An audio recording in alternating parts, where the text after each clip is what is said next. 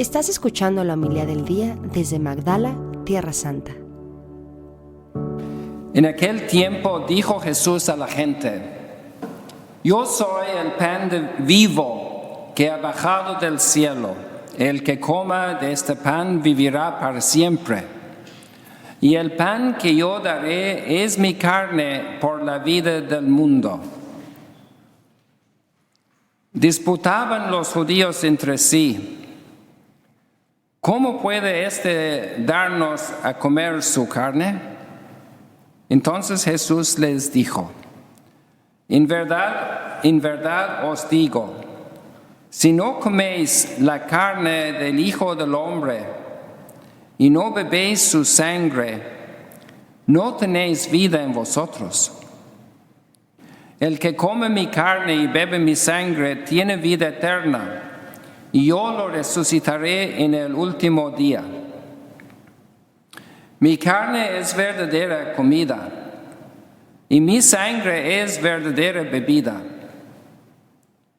El que come mi carne y bebe mi sangre habita en mí y yo en él. Como el Padre que vive me ha enviado, y yo vivo por el Padre, así del mismo modo el que me come vivirá por mí. Este es el pan que ha bajado del cielo, no como el de vuestros padres que lo comieron y murieron. El que come este pan vivirá para siempre. Palabra del Señor. Gloria a ti, Señor Jesús. Hoy estamos concluyendo 5 domingos de reflexiones sobre el capítulo 6 de San Juan. Una riqueza muy grande para desarrollar nuestra hambre por el banquete que Dios ofrece. El banquete de la Eucaristía, del don de sí mismo.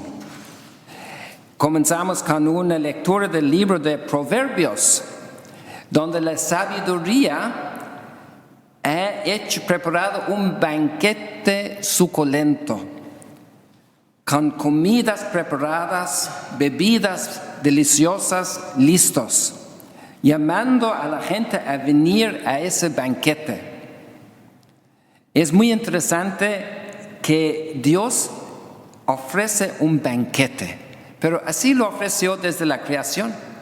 Cuando creó el jardín de Edén, con todos los árboles que daban fruto, todo lo que había para dar a comer a las personas, pero se fueron del jardín por el pecado, del paraíso. Y desde entonces las personas humanas tenemos hambre de estar en la casa de Dios, tenemos hambre de Dios, de sentido en nuestra vida, de amor, de aceptación. Hay mucha violencia, hay mucha dentro de la casa, en la calle, en la política, en el negocio, en todas partes, mucha violencia, mucha estrujar uno contra el otro, aplasta uno al otro. Es un mundo que necesita mucha sabiduría. En ese libro de Proverbios, en la sabiduría, la idea de un rey sabio no es uno que sabe muchas cosas como dicen que Salomón el rey sabía, sino es un rey que sabe hacer que su pueblo prospere, sabe hacer que su pueblo viva en paz. También Salomón tenía esa fama. Entonces, la sabiduría es papás que saben manejar su casa, que los hijos prosperen en la salud, en el crecer, en la socialización, en la educación, en prepararse en la madurez para sanas relaciones, para prepararse para sana contribución a la sociedad, para eventualmente fundar una familia. Son papás sabios. Y hay sabiduría en los deportes, en los negocios, en la política, en todas partes. Nos hace falta sabiduría. Y viendo hoy día el mundo, la cantidad de conflicto que hay, indica que falta sabiduría. Necesitamos llegar a ese banquete.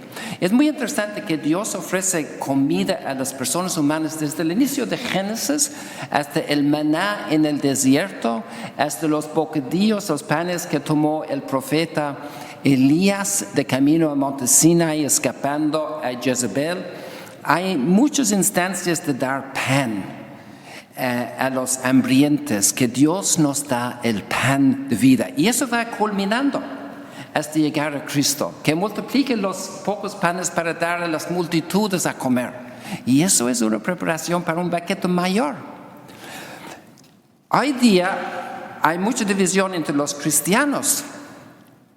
También en América Latina hay mucho conflicto sobre la Eucaristía.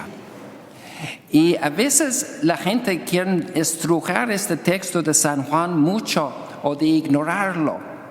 Pero ese texto no fue objeto en los primeros cristianos de un estudio bíblico, de leer un texto y analizarlo y argumentar.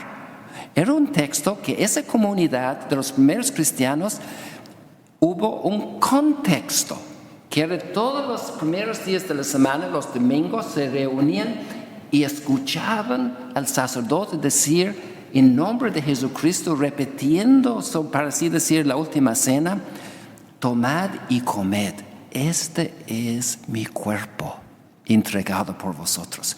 Tomad y bebed, esto es mi sangre. Entonces, cuando Jesús da el contexto de este discurso en el Evangelio de San Juan, es el contexto de la Eucaristía. En los primeros 3 evangelios sinópticos se presenta la institución de la Eucaristía. Y en el Evangelio de Juan, que viene 1 o 2 generaciones más tarde, ya tiene un contexto de la comunidad que fielmente todos los domingos se reúne al banquete de Cristo para fraccionar el pan y ahí descubrir a Jesús, como los discípulos de Emaús. Entonces, ese texto no se lee solo, se lee en el contexto de la Eucaristía. Y por eso también lo estamos haciendo aquí en la misa. Y por eso necesitamos descubrir la Eucaristía. Y ese texto de San Juan nos dice que Jesús está realmente con nosotros. En el inicio, Dios dio a comer a las personas y dijo: creced, sean fuertes, unidos, hombres y mujeres, tengan familia, una sola carne. Nosotros nos unimos con Cristo en esta manera mística, comemos su cuerpo. Él dice: este es mi cuerpo entregado por vosotros, mi cuerpo entregado, mi sangre vertido por vosotros. Y nosotros viviendo en Cristo, tan unido con Él, tan lleno de vida, como el Padre que vive me ha enviado y yo vivo por el Padre, así del mismo modo el que me come vivirá por mí. Y ser vivo como cristiano no es pensar en la siguiente cerveza, en la siguiente vacación, en el siguiente placer. Ser vivo en Cristo es pensar: ¿quiénes son los hambrientos? ¿A quién puedo yo dar a comer? Ayer me tocó escuchar a una señora explicar su experiencia en Las Vegas con niños de la calle, hambrientos de amor, de paz, de felicidad, viviendo en la calle de partir de los 12 años hasta los 18.